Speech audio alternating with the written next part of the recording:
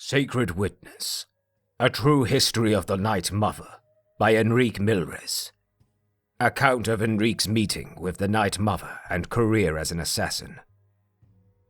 I have met countesses and courtesans, empresses and witches, ladies of war and slatterns of peace, but I have never met a woman like the Night Mother, and I never will again. I am a writer, a poet of some small renown.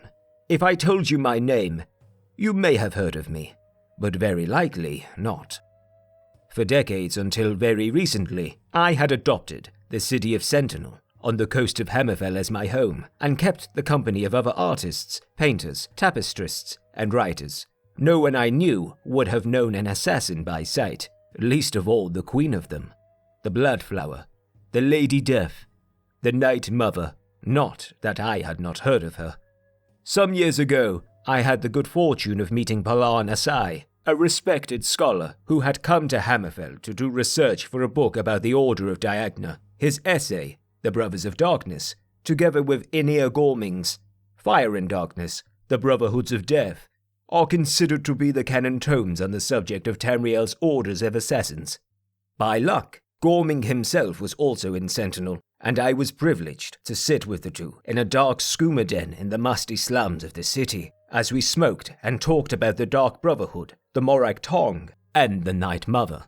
While not disputing the possibility that the Night Mother may be immortal, or at least very long-lived, Assi thought it most likely that several women, and perhaps some men, throughout the ages had assumed the honorary title.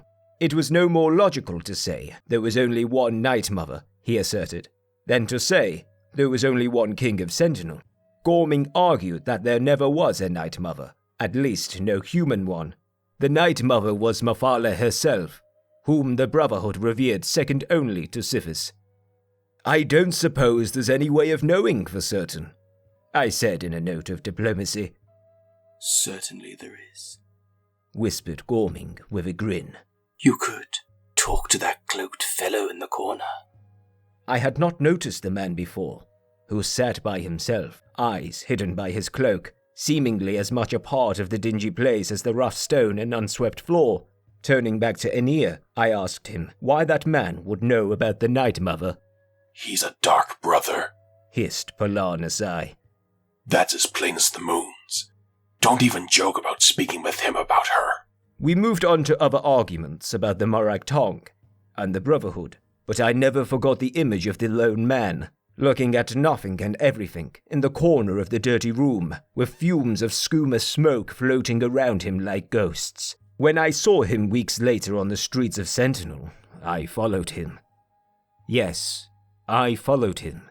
The reader may reasonably ask, why and how? I don't blame you for that.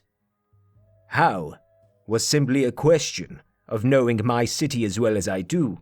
I am not a thief, not particularly sure-footed and quiet, but I know the alleys and streets of Sentinel intimately from decades' worth of ambling. I know which bridges creak, which buildings cast long irregular shadows, the intervals at which the native birds begin their ululations of their evening songs. With relative ease, I kept pace with the Dark Brother, and out of his sight and hearing. The answer to why is even simpler. I have the natural curiosity of the born writer. When I see a strange new animal, I must observe. It is the writer's curse. I trailed the cloaked man deeper into the city, down an alleyway so narrow it was scarcely a crack between two tenements, past a crooked fence, and suddenly, miraculously, I was in a place I had never seen before. A little courtyard cemetery with a dozen old half-rotted wooden tombstones. None of the surrounding buildings had windows that faced it, so no one knew this miniature necropolis existed. No one, except the 6 men and 1 woman standing in it, and me. The woman saw me immediately and gestured for me to come closer. I could have run, but no, I couldn't have. I had pierced a mystery right in my adopted Sentinel, and I could not leave it. She knew my name, and she said it with a sweet smile. The Night Mother was a little old lady with fluffy white hair, cheeks like wrinkled apples that still carried the flush of youth, friendly eyes, blue as the Iliac Bay, she softly tucked my arm as we sat down amidst the graves and discussed murder. She was not always in Hammerfell, not always available for direct assignment, but it seemed she enjoyed actually talking to her clientele. I did not come here to hire the Brotherhood, I said respectfully. Then why are you here? The Night Mother asked, her eyes never leaving mine. I told her I wanted to know about her. I did not expect an answer to that, but she told me. I do not mind the stories you writers dream up about me. She chuckled. Some of them are very amusing, and some of them are good for business. I like the sexy dark woman lounging on the divan in Karlovac Townway's fiction, particularly. The truth is that my history would not make a very dramatic tale.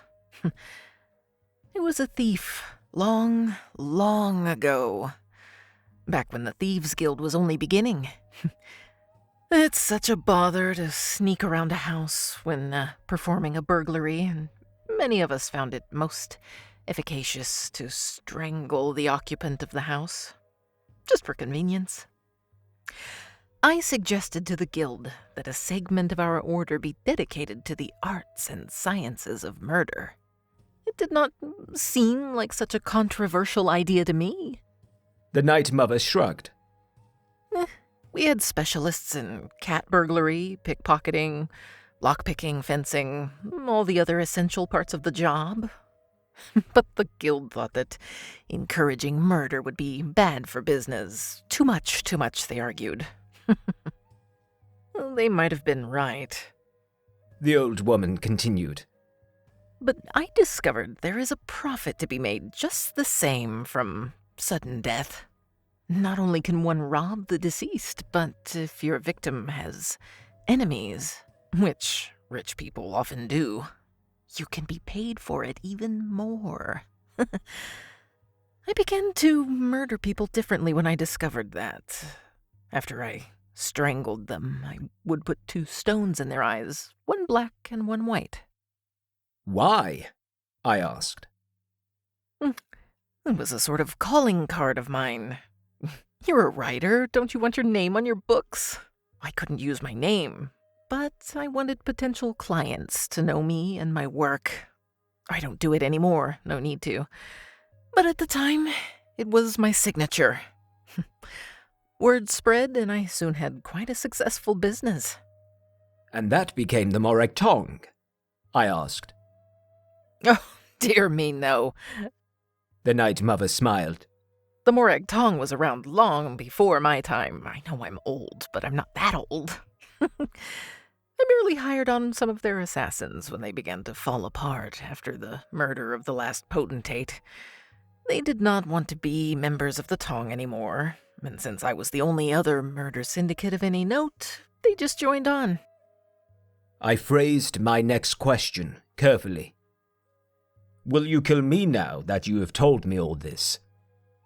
She nodded sadly, letting out a little grandmotherly sigh. You are such a nice, polite young man. I hate to end our acquaintanceship. I don't suppose you would agree to a concession or two in exchange for your life, would you? To my everlasting shame, I did agree. I said I would say nothing about our meeting, which, as the reader can see, was a promise I eventually, years later, chose not to keep. Why have I endangered my life thus? Because of the promises I did keep.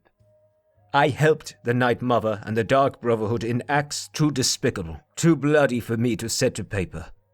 My hand quivers as I think about the people I betrayed. Beginning with that night, I tried to write my poetry, but ink seemed to turn to blood. Finally, I fled, changing my name, going to a land where no one would know me, and I wrote this, the true history of the Night Mother, from the interview she gave me on the night we met. It will be the last thing I ever write, this I know, and every word is true. Pray for me. Editor's note. though originally published anonymously. The identity of the author has never been in serious doubt. Any layman familiar with the work of the poet Enrique Milres will recognize Sacred Witness's familiar cadence and style in such books of his as The Alakia.